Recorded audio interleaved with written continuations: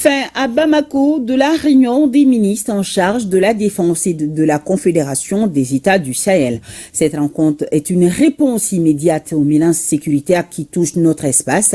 Le cadre de concertation et de coordination a permis aux ministres d'évaluer les actions menées et valider les documents de mise en œuvre de l'opérationnalisation de la force unifiée de l'AES. Aridjou Matina nous fait le point de la fin des travaux. Un pas important est désormais franchi à l'issue de la réunion des ministres en charge de la défense de la Confédération des États du Sahel pour l'opérationnalisation de la force unifiée de l'AES.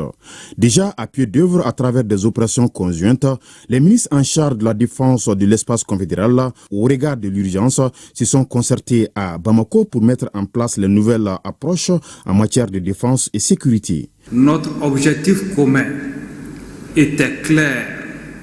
Renforcer le cadre de concertation et de coordination de nos actions dans le domaine de la défense et de la sécurité et poser les jalons concrets de la mise en œuvre du pilier sécuritaire de notre Confédération des États du Sahel. Je me félicite des résultats tangibles que nous avons obtenus ensemble. Nous avons évalué avec lucidité les opérations conjointes menées jusqu'à présent, en identifiant les réussites, mais aussi les défis qui subsistent, afin d'en tirer les enseignements nécessaires pour renforcer notre efficacité sur le terrain.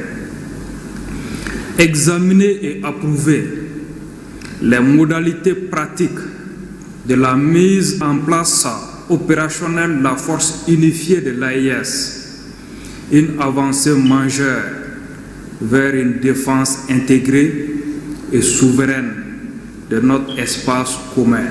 Les travaux de Bamako qui se sont achevés avec espoir et engagement matérialisent la conviction et la vision commune des ministres qui adressent une motion spéciale au chef d'État de l'AES. Les ministres ont salué la vision éclairée de leurs excellences, le capitaine Ibrahim Traoré, président du Faso, chef de l'État, le général d'armée Assimi Goïta, président de la transition, chef de l'État de la République du Mali et président de la Confédération AES, et le général d'armée Abdourahmane Tiani, président de la République du Niger, chef de l'État.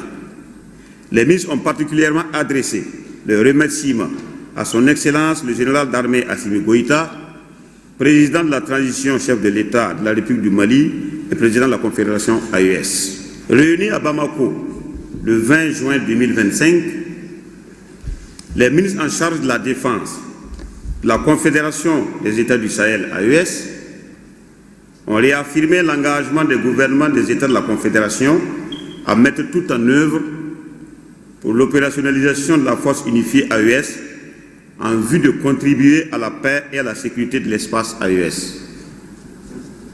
Les ministres ont réitéré leur attachement au respect des droits de l'homme, de la souveraineté et au principe de la solidarité. Tout semble désormais mis en œuvre à l'issue de la réunion de Bamako pour renforcer le pilier défense et sécurité en vue de contenir la violence actuelle et restaurer la paix et la stabilité dans l'espace AES. Revient, et que scintille l'esprit fertile de l'Afrique.